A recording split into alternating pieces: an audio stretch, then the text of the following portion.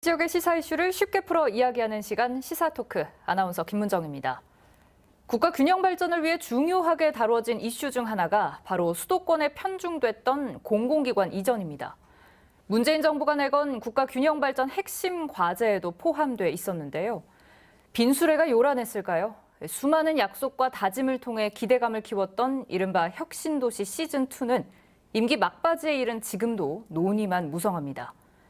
공공기관 지방 이전에 정말 의지가 있었는지, 남은 임기 동안 실천적인 방안을 내놓을 수 있을지도 의문인데요. 오늘 시사토크에서는 공공기관 지방 이전의 필요성과 그 과제에 대한 이야기 나눠봅니다. 전라도의회 공공기관 유치지원 특별위원회 위원장을 역임한 조동영 의원, 전북대학교 양호봉 교수, 그리고 최영호 변호사 세 분과 함께합니다. 어서 오세요. 반갑습니다.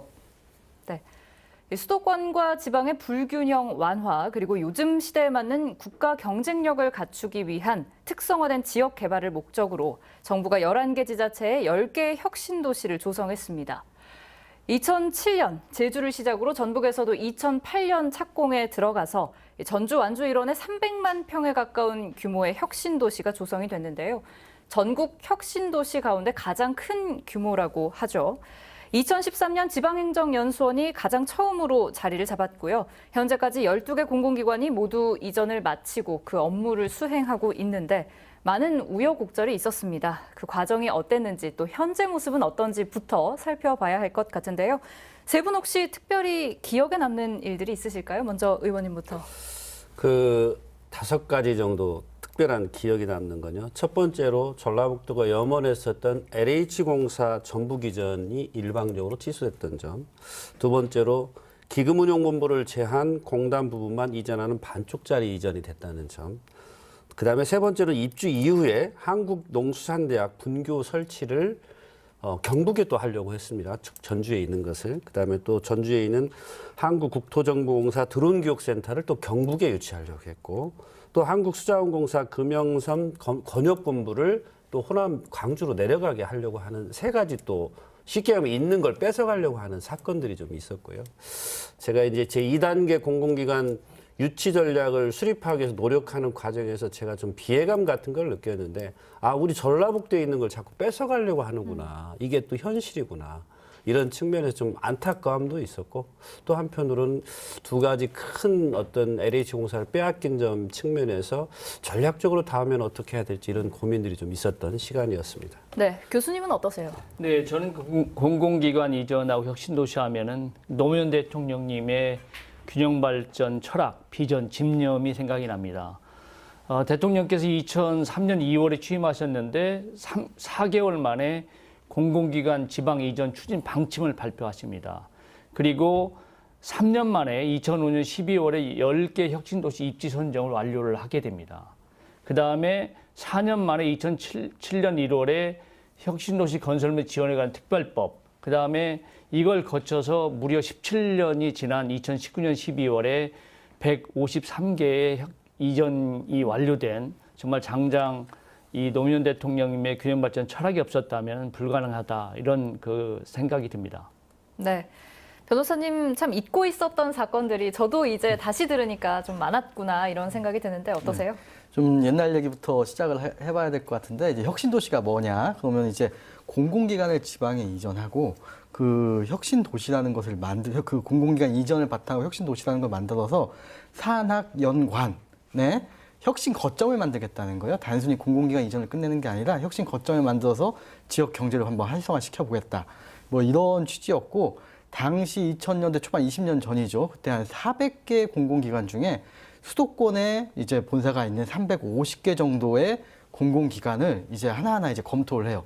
이전을 할 것인지 말 것인지. 그때 당시에 뭐 민간 성격이 있거나 이전 비용이 너무 크거나 아니면 그때 동부가 거점이 이제 수도권이라고 보고 동부가 거점에 꼭 필요한 기관 같은 경우 수도권에 남겨놓고 나머지 기관 한 175개 정도를 선정을 해서 이제 그 수도권 이외의 지방으로 이제 옮기기로 했는데, 아까 혁신도시가 이제 10개라고 했어요. 네. 왜 10개가 되는지 생각을 해보면 수도권, 이제 서울, 경기, 인천이 빠져요. 17개 시도 중에 서울, 경기, 인천이 빠지고, 그 다음에 대전, 충남권이 빠져요. 그러면 세종, 대전, 충남이 빠져요. 그럼 11개가 되죠. 근데 10개 혁신도시거든요.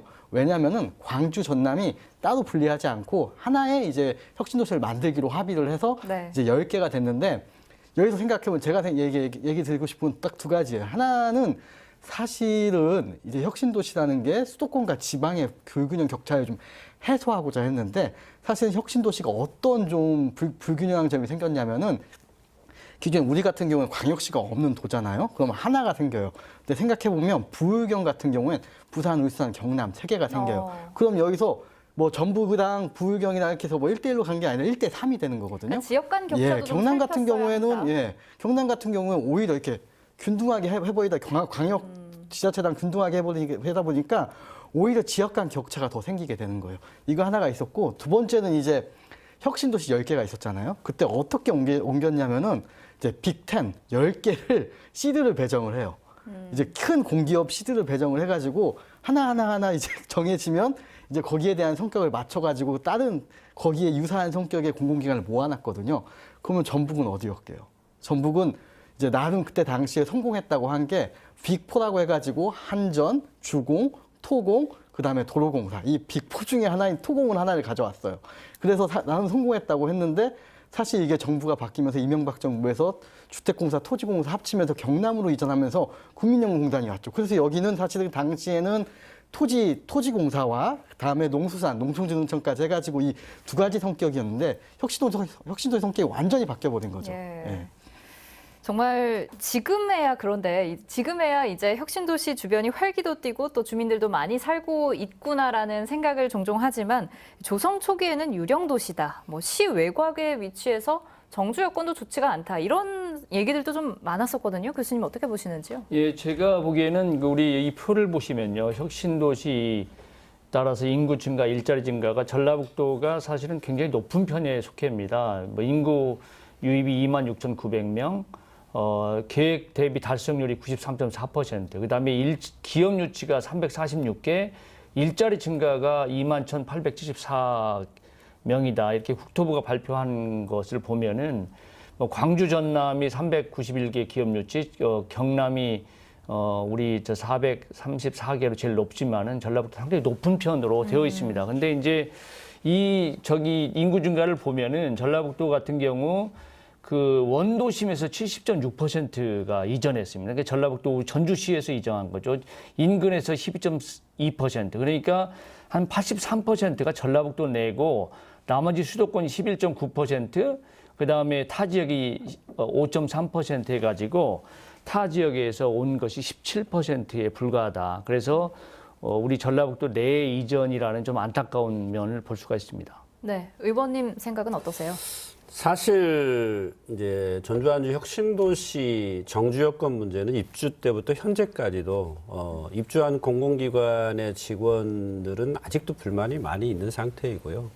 앞서 우리 양 교수님 말씀하신 것처럼 혁신도시가 수도권 인구를 유입하는 기대 효과를 갖고 출발했지만 실제로 전주나 또는 인근 지역의 구도심 지역의 사람들이 이전해서 더 많은 인구를 포함하고 있거든요. 그렇기 때문에 또 한편으로는 도시 내의 공동화 현상이 일부 발생하는 것의 원인이 되기도 하고요.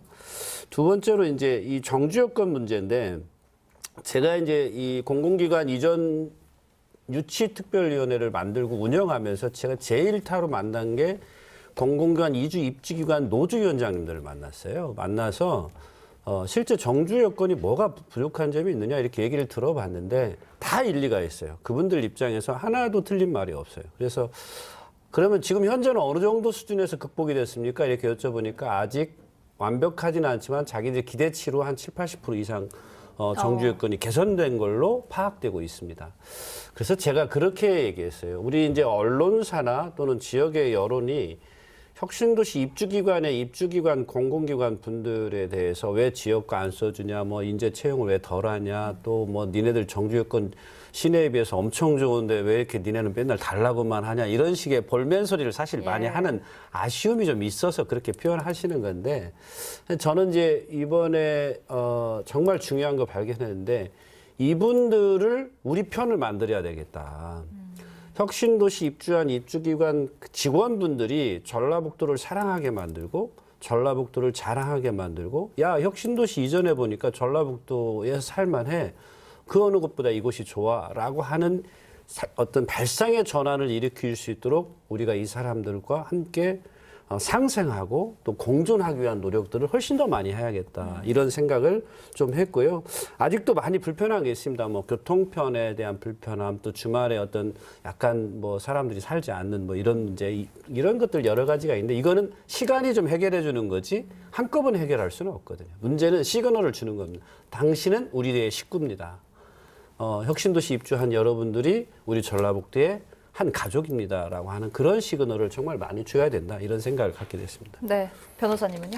우선 정주 여건 하면은 사실 이제 중앙 언론에서도 얘기 나왔던 이제 가촉 분뇨 냄새 얘기가 네. 먼저 얘기가 나올 거예요. 근데 사실 뭐 서울이나 이런 데는 공단도 많고 수도권에는 특히나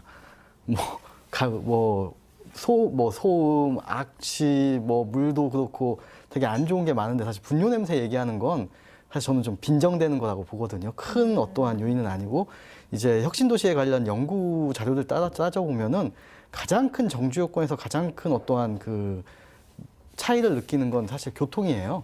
왜냐하면 이제 서울 수도권에 사시던 분들은 이제 이 버스 카드 하나 들고 교통카드 하나 들고 버스 지하철 운행하면서 차 없이 지내는데 여기 와서는 깜짝 놀래거든요. 사실 익산역하고 KTX 익산역하고 좀 멀고 전주역 가기도 불편하고 시내권 왔다 갔다 하기도 너무 불편하니까 사실 교통이 제일 큰 문제고 그 다음에 의료예요. 예, 큰 병원이 그 주위에 없다 보니까 왜 주위에 큰 병원이 없지? 라고 생각을 하는 거예요. 이런 부분이 가장 큰 부분이고 근데 막상 또 생각을 해보면은 혁신 도시에 과연 어떠한 교통이든 뭐 버스도 많이 증차하고 의료기관도 많이 설치해 놨을 때 이 혁신 도시의 가장 큰 문제점은 구도심의 공동화랑 연관이 되는 거거든요. 그래서 그런 부분들 생각해보면 좀 쉬운 문제는 아닌 것 같아요. 네. 조금 비슷한 질문이라고 생각되실 수도 있겠습니다만 이 혁신도시 조성 당시에 연간 9조 원의 생산 유발 효과 그리고 13만여 개의 일자리 창출 효과 이런 것들을 좀 기대를 했었단 말이죠. 이외에도 뭐 인구 유입이나 아니면 지역 성장의 구심점 역할을 하고 있는지 이런 점들이 좀 만족스럽다고 보시는지도 궁금하고 기존 지역과 잘 융합이 되고 있는지 아까 뭐 공동화 문제나 이런 말씀들 하셨는데 그런 부분들에 대해서도 좀 묻도록 하겠습니다. 먼저 교수님 해주신다면요. 네, 제가 문재인 정부 국가균형발전위원회 혁신도시 특비위원이었었습니다. 근데 그 전라북도가 그래도 이 10개 그 혁신도시 중에서 가장 지역과 잘 융합이 된다. 왜냐하면은 그 지리적으로도 굉장히 인근 전주나 익산이나 뭐 김제나 이런 데 잘 위치해 있고 그다음에 비교적 굉장히 잘 운영되고 있는 걸로 그 전국에서 지금 손꼽히는 지역입니다. 특히 경북의 김천이나 이런 데는 굉장히 좀 도시와 떨어져 있어서 굉장히 아까 말씀하신 유령 도시와 뭐 이런 식으로 되는데 전라북도가 비교적 잘 되고 있다. 이렇게 평가를 받고 있습니다. 네. 변호사님 어떤 것 같으세요? 우선 이제 두 가지를 먼저 제가 하는 얘기가 아니라 이제 문재인 정부 시작하면서 이제 사실은 이게 노무현 정부 시즌 2니까 일단 노무현 정부 때 혁신도시에 대해서 굉장히 이제 많은 관심을 가지고 있었어요. 그러면서 문재인 정부 시작하면서 혁신도시 시즌 2라고 이제 내놔요. 그러면서 본인 혁신도시에 대한 성과와 한계를 얘기하면서 다음에 어떻게 하겠다는 얘기를 하는데 이제 성과로는 혁신도시 인구와 지방세 세수가 증가했고 지역 인재 채용 증가했다. 이게 이제 성과고 한계는 이제 기관만 이전했지 지역 발전 거점화는 미흡했다. 그리고 혁신도시 정부 지원은 청사 신축에 한정됐지 어떠한 정주 여건이나 다른 어떠한 거점화에 대한 개선이 미흡했다. 이런 얘기를 했거든요. 그러면서 시즌2라는 거 아까 이제 좀 헷갈릴 수 있는데 이제 추가 공공기관 이전이 아니라 혁신도시 시즌2라고 해서 이제 공공기관은 다 이전했으니까 공공기관 이전 이후에 혁신도시를 어떻게 하면 좀 더 지역 거점화가 될 수 있게끔 하자 하는 게 문재인 정부의 혁신도시 어떠한 정책이었던 거죠. 시즌2가. 그리고 2020년 5월에 이제 국토연구원에서 혁신도시 성과평가 및 정책 지원이라는 연구 보고서를 내놔요. 그러면서 이제 여기서 좀 실질적인 얘기를 하는 거죠. 인구 유입은 2015년 이후까지 좀 늘어나다가 그다음부터 다시 감소하고 있다. 인구 자체는 이제 뭐 반짝 그러니까 공공기관 이전할 때 잠깐 있었다가 뭐 지역에 커다란 영향을 지금 못 미치고 못 주고 있다. 한계가 드러나고 있다라는 얘기하고 그리고 오히려 고급 인력 수요, 석박사급 고급 인력 수요는 전국 평균 내보니까 감소를 했고 그다음에 산학형 클러스터 기업 절반이 5인 미만 소기업이다. 도대체 어떤 의미가 있는지 모르겠다. 이런 얘기를 해요. 그래서 수도권 이전 기업 비중도 18%도 안 되고 공공기관들 주는 주말에 서울 가서 쇼핑한다. 뭐 이런 얘기를 하면서 아직까지는 모르겠어요. 이제 착근을 해가지고 혁신도시가 착근을 해서 지역에 이제 이렇게 지역과 하나가 돼야 되는데 좀 동떨어져 있고 인구 유입이나 이런 효과도 사실은 생각보다 좀 많이 이루어지지 않고 있다고 좀 자평을 했죠. 네, 부정적인 측면에 대해서 조금 이야기를 해주신 것 같고요. 의원님 의견도 들어보겠습니다. 저는 개인적으로는 혁신도시의 정신과 또 그 결과가 아직 열매를 다 맺지 못했다라는 측면을 우리 두 분 토론자 분들에 공감하면서 대신 저는 이 과정이라고 하는 것을 놓고 봤을 때 이 완성은 앞으로 10년, 20년 더 걸릴 문제다. 그렇기 때문에 지금 단계에서 혁신도시의 부정적인 요인을 더 많이 얘기하는 것보다는 실제 긍정적인 요인이 뭐가 있을지 좀 생각을 해봤습니다. 그러니까 어쨌든지 간에 지방 소멸이라고 하는 위기라고 하는 건 모든 국민이 다 공감하고 있는데 수도권에서 2만 9천 명 중에 13%, 12% 정도가 수도권 인구가 유입된 거거든요. 결과적으로 우리가 그럼 혁신도시라는 정책을 세우지 않았다면 수도권 인구는 여기에 들어올 리가 없고 또 지역 내에서 혁신도시 이주할 계획도 안 갖고 오히려 지역 내에 인구 소멸은 더 빨라졌을 것이다. 그런 측면에서 이걸 단순 어떤 계산해서 별로 안 들어왔네 이렇게 보기에는 좀 부정적인 평가가 있는 거 아니냐. 그래서 저는 상당히 그런 측면에서도 인구 유입 효과가 분명히 있었다. 또 두 번째로는 실제 이분들이 들어와서 지역 내에 많은 물건들을 또 사줍니다. 쇼핑도 막 하게 되고 또 공공기관에서 공공구매 제도를 활용해서 실제 우리 전라북도 네. 지역 물품을 사용하게 되고 지역의 인재를 부분적으로나마 어쨌든 할당을 해서 지역 인재를 또 채용하기 위해서 노력도 해왔던 것도 사실인 것 같아요. 다만 아까 우리 교수님 또 우리 최 변호사님 말씀하시는 것처럼 이게 공공기관이라고 하는 시설물만 들어와 있는 상태라는 측면에서 한계가 상당히 많이 있었던 것 같아요. 그래서 저는 제2차 공공기관 이전을 할 때는 기관은 좀 작아도 그 기관과 연계되는 연계산업이 들어올 수 있도록 하는 기관을 선택하고 고민하는 게 많아야 된다. 또 기업이 유치되더라도 그런 소위 말하면 단순히 연구 R&D 분야가 아니고 제조 기반이 형성될 수 있는 그런 연관된 공공기관을 유치하도록 하는 것이 현재까지 혁신도시 평가에서 매우 중요한 요소로 나서고 있다 이렇게 생각을 하고 있습니다. 뭐 그런 측면에서 놓고 보면 앞으로 이건 진행형이다. 우리가 더 혁신도시 시즌2를 넘어선 제2차 공공기관 이전을 어떻게 준비할 것인가에 대한 새로운 고민이 필요한 때가 됐다 이렇게 생각합니다. 네, 그러니까 의원님 말씀은 뭐 부정적인 측면 한계도 물론 있지만 그것보다는 좀 장기적인 관점에서 혁신도시가 발전할 수 있는 방안이 무엇인지를 좀 연구하고 같이 만들어 나가야 한다 이런 말씀이신 것 같은데 그렇다면 이 혁신도시 조성 이후에 긍정적인 성과들이 나타난 곳들이 분명 있을 거란 말이죠. 다른 지역 혁신도시 사례들도 혹시 있을까요, 교수님? 예, 다른 지역 그 사례를 보면은 제가 보기에는 가장 잘 되고 있는 데가 광주 전남 지역입니다. 그러니까 광주 전남은 대표 기업인 한전만 해도 제가 여기 이제 표시를 했습니다만은 2020년만 해도 1910명의 그 신규 인원을 채용합니다. 근데 전라북도는 사실은 전체 지금 인재 할당이 되고 있는 국민연구공단, 그 LX, 전기안전공사, 한국식품연구원 합쳐서 870명밖에 안 됩니다. 그래서 이 한전에 해당되는 거에 뭐 2분의 1도 안 되는 전체 인재 채용 규모가 되고요.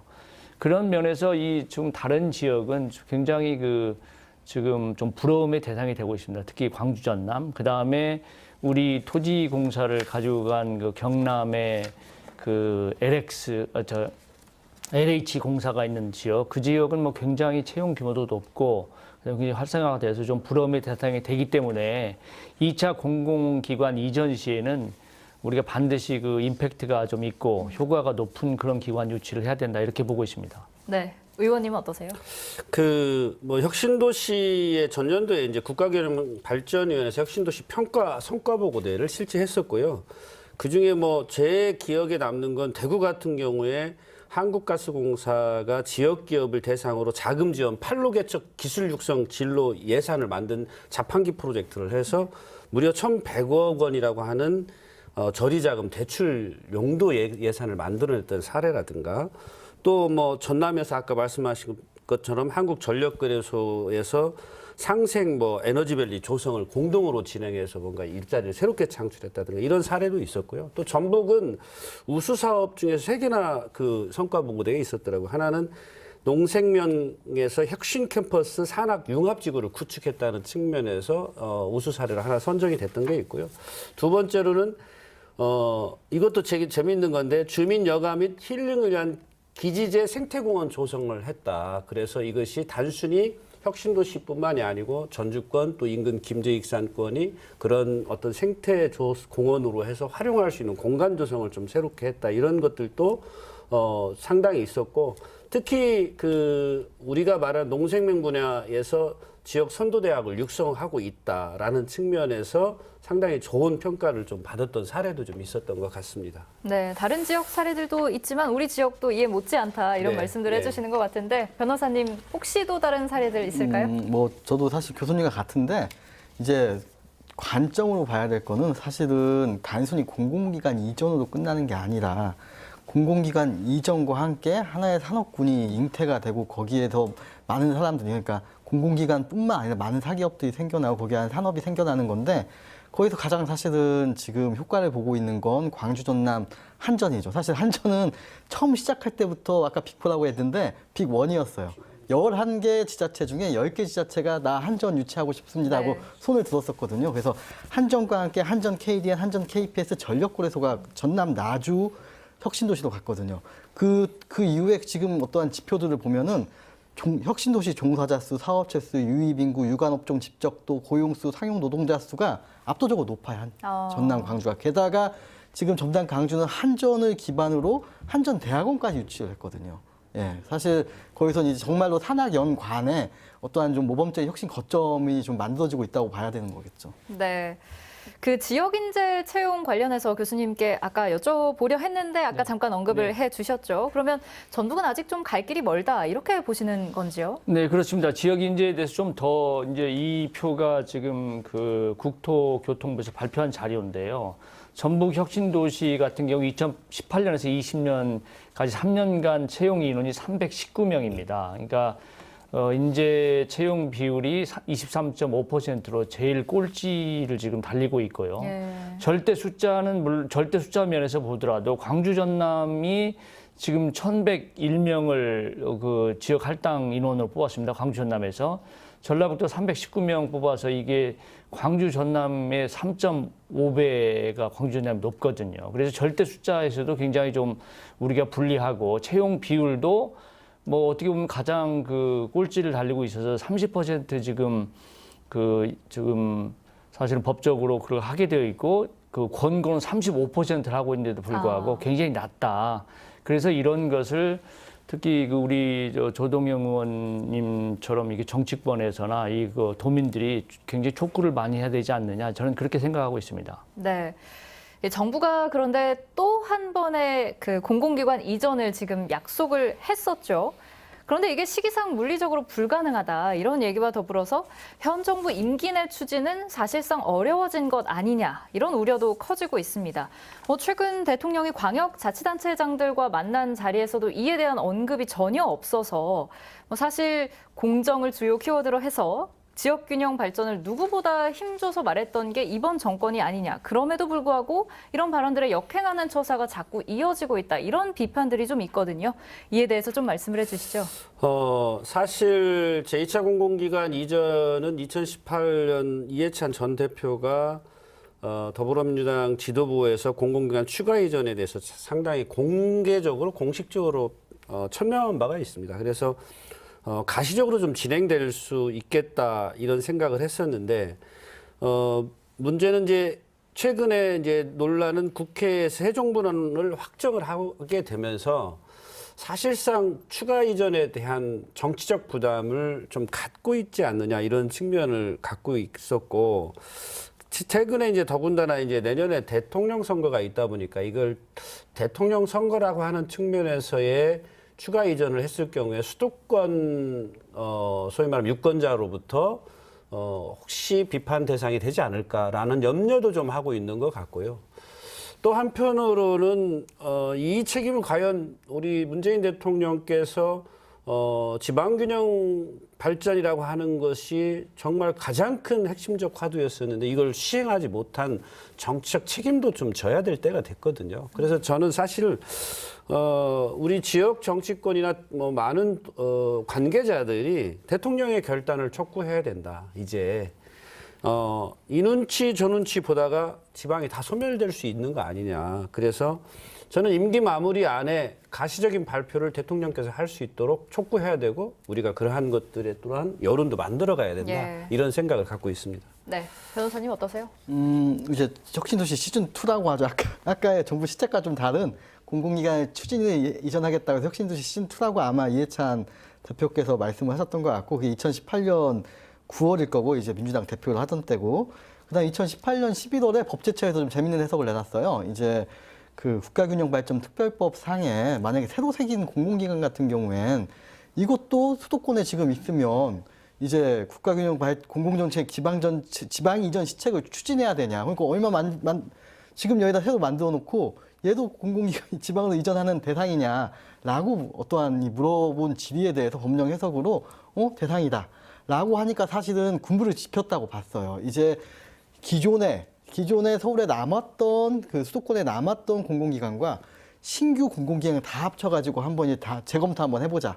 그래서 지방에 이전할 그 공공기관 한번 정해보자라고 군부를 한번 짚혔었는데 사실 그냥 2018년 그때 이후에 사실 큰 어떠한 진전이 없었죠. 예, 진전이 없었죠. 사실 지금 이제 민주당에서 대선 후보가 선출이 됐잖아요.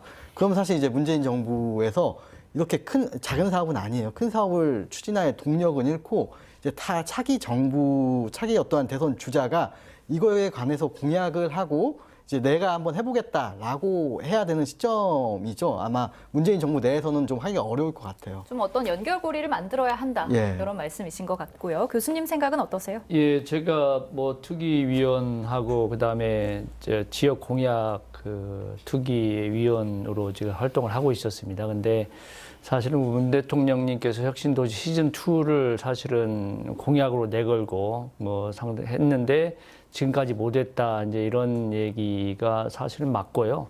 아까도 제가 모두에 말씀드렸다시피 노무현 대통령님께서 취임하자마자 사실 그걸 발표를 4개월 만에 하고도 그 법제화하는데 4년이 걸렸고요. 그렇기 때문에 이게 초기에 했어야 되는데 좀 이 시기를 놓친 게 아닌가 이런 생각을 하고 있고요. 근데 저희가 이제 늘 그 균형발전위에서 얘기할 때도 이번 정부는 시즌 2를 하기 위한 철저한 준비와 그동안의 그 1차 공공기관 이전에 대한 어떤 평가 이런 걸 철저히 해서 2차 공공기관 이전 시에는 이 평가를 잘 우리가 효과나 이런 걸 분석을 해서 잘 준비를 하자 이런 쪽으로 지금 오히려 생각을 좀 하고 있고 제가 보기에는 이제 곧 내년 3월에 대통령 선거가 있습니다만은 이재명 그 민주당 후보 같은 경우는 지금 경기 도내에서도 그 북부권이 좀 약간 열악한 지역이고 낙후된 지역이기 네. 때문에 경기도의 공공기관을 모두 열악한 지역에 또 낙후된 북부 지역으로 이전하겠다고 지금 발표를 하시고 지금 시행하고 계시기 때문에 아마 내년 그 대통령 선거의 중요한 공약으로 그 2차 그 공공기관 이전을 하지 않을까 저는 그렇게 보고 아마 그렇게 되면 다음 그 대통령 때 굉장히 급물살을 탈 것이다 이렇게 보고 있습니다. 네. 이번에도 좀 비슷한 질문이 될 수도 있을 것 같은데 사실 일반 사람들은 당 대표가 바뀔 때마다 혹은 이번 총선만 지나면 하면서 좀 계속 기다려왔던 측면이 좀 많단 말이죠. 어찌 보면 이게 희망 고문이다 이런 얘기도 들려오는데 또 한 가지로는 세 분도 은연중에 비슷한 생각하고 계신 것 같은데 그냥 내년 대선 카드로 쓰려는 거 아니냐 이런 생각까지도 있습니다. 남은 임기 동안 좀 정부가 어떤 해법을 그럼 제시를 해야 될지 또 다음 정부에 어떤 과제를 던져줄 수 있을지 이런 것들에 대해서 조금 구체적으로 어떻게 전망을 하시는지 들어보도록 하겠습니다. 의원님 먼저 해주시죠. 아까 이제 우리 최 변호사님 그 말씀 중에 이제 법제처 해석에서 이미 새롭게 신설된 공공기관도 추가 이전 대상에 포함시킬 수 있느냐 문제가 이제 상당히 얘기를 하셨는데 제가 이 문제 관련해서 하나는 꼭 짚고 넘어가야 될 게 있습니다. 제가 이제 지방균형 발전 문제를 사실상 화두화되어지고 이러한 문제를 뭔가 정책적으로 전환시켜 나가는데 이게 무슨 문제가 있냐면요. 이제 전라북도도 마찬가지입니다. 예를 들면 전주권에 좀 집중되어 있는 여러 그 출연기관이나 공공기관이 있는데 계획을 세울 당시에 이거를 지역을 이제 균형 발전 측면에서 이번엔 동북권으로 이쪽은 가는 게 맞겠는데 예를 들면 뭐 무슨 한국 소리창작소가 있습니다. 예를 들면 소리창작원이 있는데 소리창작원을 새롭게 만드는데 이거를 전주에다 놔요. 그게 아니고 남원이나 이쪽이 이제 소위 말하면 우리 소리 쪽에는 대가가 있는 곳이니까 남원 쪽에 그걸 놓으면 되는 건데 정부도 마찬가지입니다. 정부도 새롭게 신설되는 공공기관이 있으면 이걸 미리 지역에서 그냥 짜서 만들면 되는 일을 그걸 서울 수도권에 해놓고 또 공공기관 이전이냐 아니냐라는 논란을 또 갖게 만들어내는 거예요. 그래서 저는 지방 균형 발전에 대한 소위 말하면 생각을 이제 보편적으로 진심으로 철학적으로 이게 정치권에서 공유하고 있어야 된다라는 걸 좀 갖게 되고 그렇다고 했을 때 이 문제를 문재인 대통령께서 정치적으로 해석할 문제가 아니고 앞서 양 교수님 말씀하신 것처럼 노무현 대통령이 임기 4년 안에 모든 것을 정말 정리해서 이 행정을 추진했던 것처럼 대통령께서 남은 임기 동안에도 책임 있는 자세가 필요하다. 그리고 그러한 로드맵을 적어도 발표해 줘야 된다라고 저는 뭐 확고하게 생각하고 있고요. 이런 점들을 위해서 도민들이 좀 노력하고 정규 균형 발전을 주장하고 지지하시는 분들이 강조해서 이걸 계속 정치권에 압력을 행사해야 될 때가 됐다 이렇게 생각하고 있습니다. 네, 또 하나의 문제는요. 정부의 추가적인 방안이 뭔가 구체적으로 나오지 않고 있는 상황에서 전북에 이미 입주한 기관들마저도 그 규모와 역할을 흔들 수 있는 어떤 움직임들이 잊을만 하면 나타나고 있다는 겁니다. 관련 영상으로 먼저 보고 난 후에 이야기 이어가겠습니다. 한국식품연구원은 지난 2017년 경기도 성남에서 전북 혁신도시로 이전했습니다. 300여 명의 인력이 상주하며 식품 분야의 연구개발과 기업 지원, 인력 양성 업무를 맡고 있습니다. 그런데 한국식품연구원이 경북 구미에 식품연구원 경북 분원 설립을 추진하고 있습니다. 한국식품연구원은 지난 2013년 경상북도와 경북 분원 설립을 약속했고 이를 이행하는 차원이라며 이르면 내년에 착공할 계획이라고 밝혔습니다. 다만 경북 분원 근무 인력은 30명 수준으로 모두 별도 채용할 계획이어서 전북 혁신도시 본원의 인력이 유출되는 것은 아니라고 설명했습니다. 한국식품연구원 경북 분원 설치를 시작으로 분원 설립에 물꼬가 트이면 다른 여러 지역에서 분원을 만들어달라는 요구가 빗발칠 것이라는 우려도 나옵니다. 한국식품연구원은 그러나 경북 이외 지역에 분원을 설치할 계획은 전혀 없다고 밝혔습니다. 2년 전에도 영남권에 한국농수산대 분교를 설치하려는 움직임이 일면서 큰 논란이 일었습니다. 이처럼 전북 혁신도시 이전 기관의 규모와 기능을 키우기는커녕 축소할 수 있는 움직임에 대해 전라북도는 책임 회피에 급급한 모습입니다. 식품연구원 관련해서는 대응을 저쪽에 농림국 쪽에서 하는 걸로 그렇게 했었어요. 대응을 하려면은 혁신도시 팀이 있어요. 그래서 아마 거기서 희한들은 걔들이 자꾸 핑퐁을 치는 것 같아가지고. 식품산업은 전북의 핵심 성장 동력입니다. 국내 유일의 식품 분야 정부 출연기관인 한국식품연구원의 기능과 조직이 분산되지 않도록 적극적인 대응이 필요합니다. 네, 예전에 한국농수산대학교 분교 설립 논란에 이어서 이번에는 한국식품연구원 분원 설치 논란까지. 전북에 있는 인력이 유출되는 일은 없다고 하더라도 기관의 역할과 기능이 축소되는 건 아닐까 이런 우려가 있는데요. 좀 도 차원의 대응도 사실은 많이 아쉽습니다. 변호사님 어떻게 보셨나요? 제가 이제 그 검색을 혁신도시 흔들기, 뭐 논란, 뭐 분원, 뭐 이런 걸로 좀 해보니까 사실 이제 우리는 토지공사부터 시작을 한 거죠. 그 다음에 유독 근데 우리 지역밖에 안 나와 이 뉴스가. 저는 잘 모르겠어요. 왜 그런지는 잘 모르겠는데 예. 그 다음에 국민연금 2016년에는 국민연금 기금운용본부 얘가 있어요. 안 내려온다고.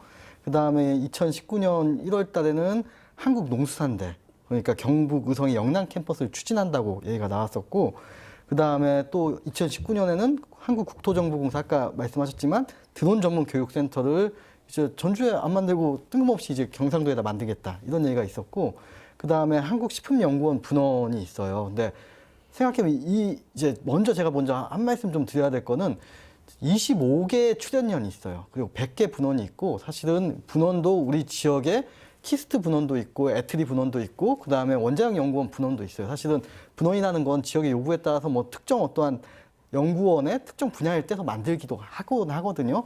그래서 그런 점은 좀 아마 다른 각도에서 바라볼 수는 있는 것 같고 여기도 저는 얘기가 너무 웃겨요. 사실은 왜냐면은 이게 아까 뉴스에도 나왔는데 2013년도에 한국식품연구원이 2005년도 6년도에 전라북도로 오기로 한 이후에 2013년도에 구미시당 협약을 맺거든요. 사실은 그때 이제 여기 지역에나 뭐 어떤 정부에 뭐 뉴스가 되거나 쟁점이 안 됐어요. 그때는 2013년도에는 뭐 이미 가기로 한 건데요. 협약을 했는데. 근데 못한 거는 지자체의 땅을 무상으로 임대할 수 없다는 것 때문에 사실 그때 지자체가 무상으로 해주겠다고 했는데 법규상 무상으로 하면 안 된다는 법규 때문에 못 가고 있었는데 이게 이제 최근에 법률이 바뀐 거예요. 그럼 사실은 한 7, 8년간 그 협약 살아 있었고 그 구미의 어떠한 지역 일간지를 보면은 계속 왜 못하냐 안 하냐 빨리 해야 된다 이런 뉴스가 계속 나왔는데 여기서는 전혀 논란이 안 되다가 법률 바뀌고 아마 이제 현실화 되니까 이제 뉴스가 나와. 이미 다 늦은 거죠. 다 이미 끝난 거잖아요. 네. 아마 생길 거예요. 이건 못 막아요. 딴 것과 달리 다른 일들은 뭐 아직 안 하거나 지금 우리가 뭐 대응해서 할 수 있던 거였는데 이건 이미 가야 될 지금 상황인 것 같아요. 이미 거기에 분원을 만들어야 될 좀 그런 지점이 있는 것 같아요. 우리 지자체에서 좀 놓쳤다 이렇게 볼 수도 있을까요? 뭐 전혀 얘기한 적이 없으니까요. 예, 알겠습니다. 어쨌든 각 지자체가 변함없이 공공기관 추가 유치에 총력을 쏟고 있는 건 맞아 보입니다. 의원님, 이 전북도의회에서 공공기관 유치 지원 특별위원회가 구성이 돼서 활동을 하고 있다고요? 네. 뭐 저희가 지금 1기, 2기, 3기째인데요. 이게 이제 특위는 1년 동안 임기를 갖고 준비하는 조직인데 제가 이제 2기 공공기관 특위 유치위원장을 했었습니다. 엊그제 임기가 만료됐는데 이제 앞서 말했던 그 식품연구원 분원 문제도 마찬가지입니다. 이제 이 전라북도의 행정부의 대응만으로 이 공공기관 이전에 대한 종합적이고 전략적인 걸 다 추진 못한다. 저는 일관되게 주장했던 거고 전라북도에서 이 문제를 바라보는 시각은 어떻게 해야 되냐. 지역 내 이 혁신도시를 가져오게 되면 산학연구원 클러스터가 기본적인 구조거든요. 그러려면 준비 과정도 산학연구원이 같이 해야 되는 겁니다. 여기에 이제 전개도 같이 당연히 포함되는 거죠. 그러니까 이것을 포함시켜서 준비하지 않기 때문에 행정부는 죄송한 말씀이지만 노력은 열심히 하시지만 제한적입니다. 또 그분들은 도전적이거나 창의적이기보다는 지키거나 보수적인 측면에서 관리하는 데 좀 장점이 있는 분들이에요. 공무원들의 한계라는 게. 그래서 저는 이 문제만 놓고 봐도 한국식품연구원 분원 문제만 봐도 저는 국가균형발전법을 바꿔서라도 분원 설치가 불가능하게 해야 된다는 거고 그다음에 분원 설치를 할 경우에는 실제로 이게 그냥 지자체가 알아서 MOU 체결해서 진행할 수 없도록 어떤 예산 투자라든가 이런 것들을 국가 통제에서 정확하게 해줘야만 국가균형발전법이 정확하게 맞는 거다. 이렇게 좀 진행되고 있고 이런 것들을 위해서 저희가 실제로 특이 활동을 해온 겁니다. 그러면서 아까 얘기했던 식품연구원 분원, 뭐 농수산대학 분원 설치 이런 거 계속 반대하러 다녔으니까 비애감이 느끼는 거예요. 우리가 새로운 거 뺏어가야 되는데 우리 거 그래서 저는 그렇게 얘기했어요. 도에다가 예. 이거 제발 반대하러 다니지 말고 우리도 좀 뺏어올 것 좀 정책 개발해서 좀 우리도 MOU 좀 체결하자.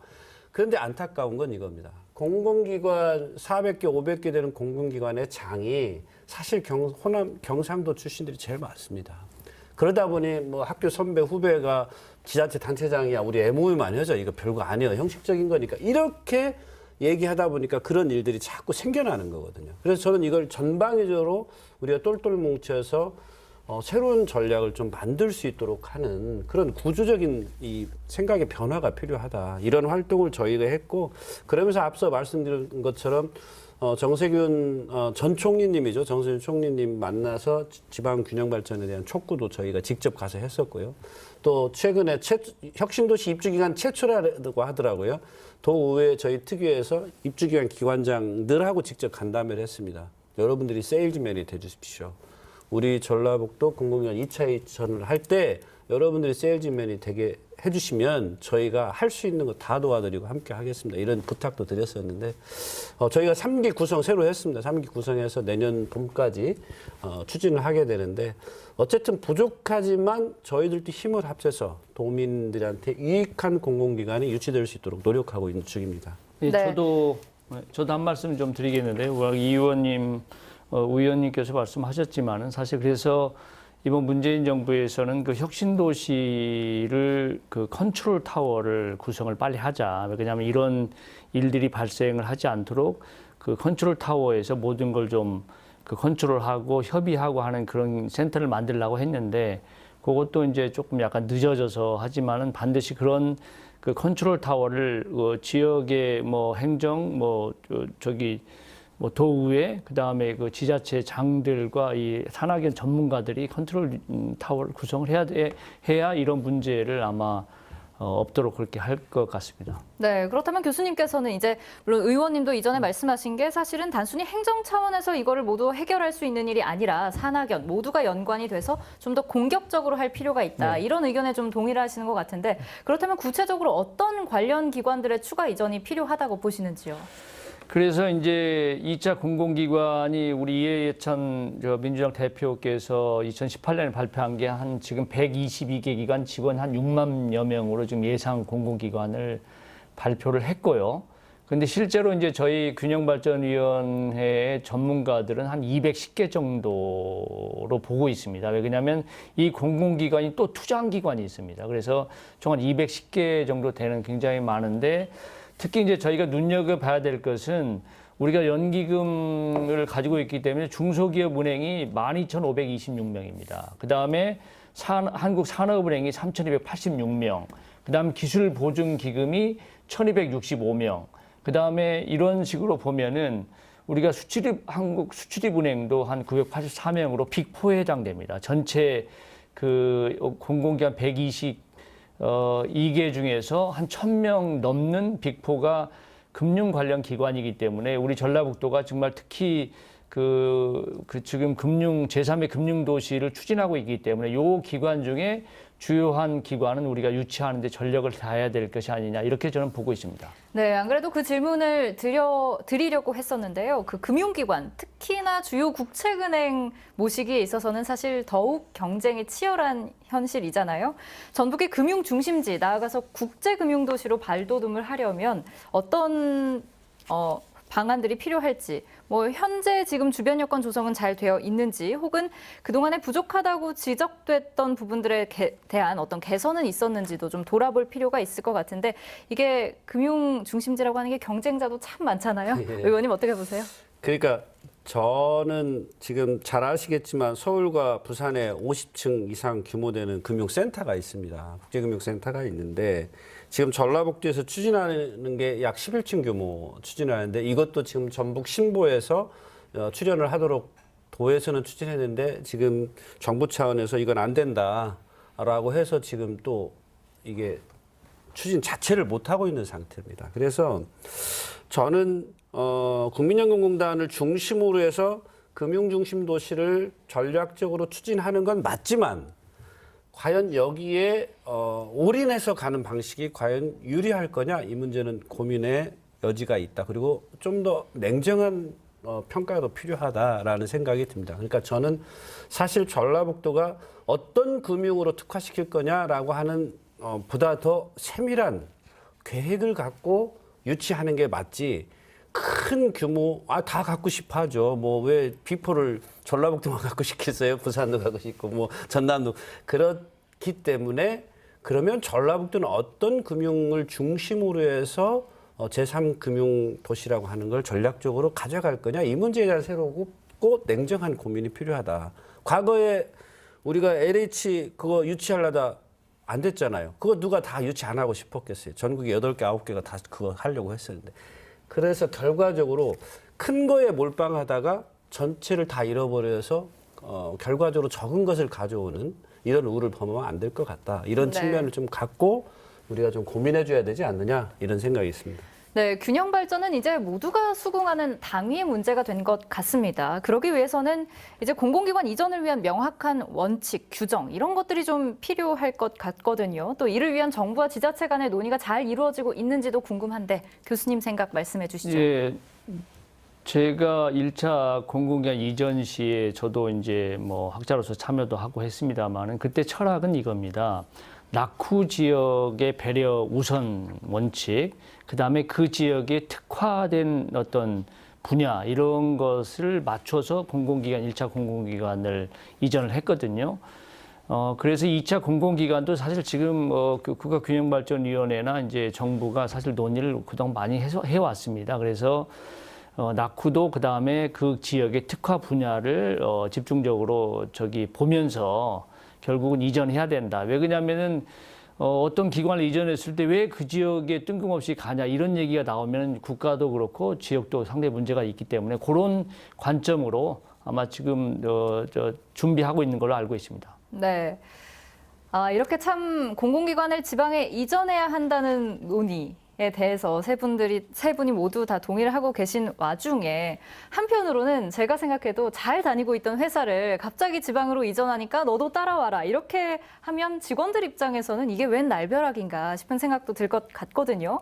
구성원들이 왜 지방으로의 이전을 꺼리는지 특히 뭐 가족과 동반해서 이주한다거나 혹은 인프라 측면에서 어떤 생각 갖고 있는지 이런 것들도 좀 생각해 볼 필요가 있지 않나 이런 생각이 드는데 변호사님 어떻게 보세요? 뭐 당연히 설득과 타협도 필요하고 자기 어떠한 삶의 터전을 뭐 부산에서 서울로 옮겨가든 전주에서 서울로 옮겨가든 이것도 굉장히 좀 싫은 일일 수 있거든요. 쉽지 않은 문제죠. 그래서 사실 그렇기 때문에 뭐 특히나 이제 수도권에서 그 외 지역으로 가라는 것도 설득과 타협이 필요한 문제지만 사실 여기서 핵심은 공공기관이거든요. 이건 이제 법률에 따라서 만든 기관이고 법률에 따라서 이전을 하라는 거기 때문에 우리가 이제 사실 그 전에 어떠한 국민의 타협, 국회의 타협이 있었던 부분이 있는 거라 이제 그 부분은 사실은 좀 부차적인 문제일 수 있어요. 그리고 생각해 보면 지금 제 생각에는 오히려 지금 굉장히 큰 문제는 집값의 문제예요. 사실은 수도권 집을 팔아서 지방으로 이전해서 오신 분들은 이제 다시는 수도권을 회귀를 못 하거든요. 사실 이 집값의 문제가 굉장히 불균형을 심하게 만들었고 지금 만약에 추가로 이전을 하더라도 그분들은 아마 수도권에 집을 팔고 내려오시는 분은 없을 것 같다는 생각은 들어요. 네. 그리고 현 정권에서 이 문제에 대한 뚜렷한 해결책을 내지 못한다고 하더라도 지역에서는 또 차기 정부에 제시할 어떤 분명한 명분 그리고 타당한 요구들이 있어야 될 것 같다 이런 생각도 드는데 의원님 어떤 노력 필요할까요? 제가 이제 혁신도시 입주기관 기관장님, 노조위원장님들을 이렇게 쭉 만나면서 느꼈던 겁니다. 그러니까 앞서도 제가 잠깐 말씀드렸지만 저는 청년 정책에 대한 대혁신이 필요하다, 전라북도가. 그러니까 청년 정책에다 상당히 많은 예산을 투입합니다. 근데 제가 왜 청년 정책을 대혁신이 필요하다고 생각하냐면 공공기관에 입주한 입주기관의 직원들이 대다수가 청년들입니다. 또는 젊은 세대들입니다. 그러니까 이분들이 우리 최 변호사님 말씀한 것처럼 주거 문제, 교육 문제 이런 것들에 대한 어떤 해소가 되도록 해야 되는데 이게 찔끔찔끔 예산 투입해서는 절대로 혁신이 갈 수가 없다는 거예요. 저는 전라북도가 적어도 향후 10년 정도 가장 청년들이 또는 젊은 세대가 가장 오고 싶어한 전라북도로 전환을 하지 않는 한에는 혁신도시 실패한다. 그리고 혁신도시를 좋은 혁신도시 입주할 좋은 공공기관을 유치하기 어렵다. 이런 생각을 좀 하게 됐고요. 그래서 그러한 점들에서 제2차 공공기관 이전에 관련된 전략적인 문제에서는 전라북도에 오면 젊은 세대가 가장 살기 좋은 곳으로 변화하고 있다. 변화할 계획을 갖고 있다. 이 시그널을 강력하게 메시지를 전달해 주는 것, 저는 이게 좀 중요한 요소이지 않을까 이렇게 생각합니다. 네, 말씀하신 거를 듣다 보니까 이 전북 제가 얼마 전에 본 기사에서요. 전북의 공공기관 중에 한 곳이 이제 MZ세대 가운데 MZ세대의 60%가 있는 곳도 있다. 이런 얘기가 나올 정도로 참 의미 있는 말씀 해주신 것 같고 교수님 의견도 좀 들어보겠습니다. 예, 저는 이제 2차 공공기관은 1차 공공기관 이전과 달리 지금 1차 공공기관은 혁신도시를 건설하고 하는데 거의 20년 걸렸거든요. 그래서 시간도 많이 걸리고 지역민이 느끼는 피로감, 그다음에 임팩 효과에 대해서도 회의를 가지고 있기 때문에 이번에는 이제 사실 그렇게 대규모로 건설하기보다는 각 지역의 구도심, 전주 같은 경우는 구도심을 좀 활성화해야 되기 때문에 그런 기관을 개별 이전하도록 하는 게 가장 바람직한 걸로 보고 있고요. 특히 저는 이제 제가 그 혁신도시 특위위원으로서 전국의 혁신도시 기관들을 다 방문할 때 느끼는 그분들의 말씀이 뭐냐면 교통 인프라가 제일 중요하다. 제가 비록 몸은 전주에 와 있지만 언제든지 서울에 갈 수 있는 그런 접근성을 저기 가장 중요시 여기는 MZ세대는 그렇기 때문에 그 KTX 역사나 역 주변에 빨리빨리 이전할 수 있는 그런 어떤 지역으로 이전하도록 우리가 전략을 가다듬어야 되지 않겠느냐 저는 그렇게 보고 있습니다. 네. 지방 소멸을 막기 위한 현실적인 대안으로서 공공기관 이전 문제를 바라본다면 이 문제는 지역의 생존과도 직결된 그래서 더 미루면 안 될 중요한 현안입니다. 현 정부 임기까지 약 6개월 남짓, 적어도 주춧돌은 놔야 하지 않을까요? 정부는 현명하고 현실적인 대책으로 지역 경쟁력의 발판을 마련해주고 지역은 그 기대에 부응해야 할 겁니다. 오늘 시사토크 여기서 마칩니다. 함께해 주신 여러분 고맙습니다.